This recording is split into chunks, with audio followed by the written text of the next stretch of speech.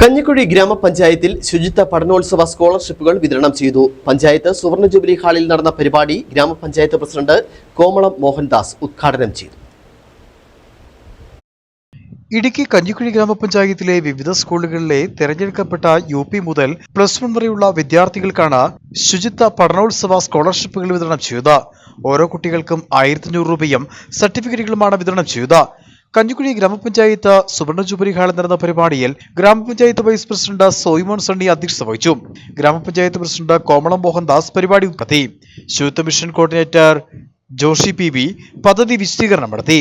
ആശംസ അറിയിച്ച് ഗ്രാമപഞ്ചായത്ത് മെമ്പർമാരായ ദീപ ജോസഫ്, സിബിച്ചൻ മനക്കൽ, രാജേശ്വരി രാജൻ, സന്ധ്യ രാജേഷ്, ഷാജി വാഴക്കല, ശിവൻ കോഴിക്കാമാലിൽ, ജാൻസി സ്റ്റീഫൻ, അനിൽ ജിത്ത് എന്നിവർ സംസാരിച്ചു.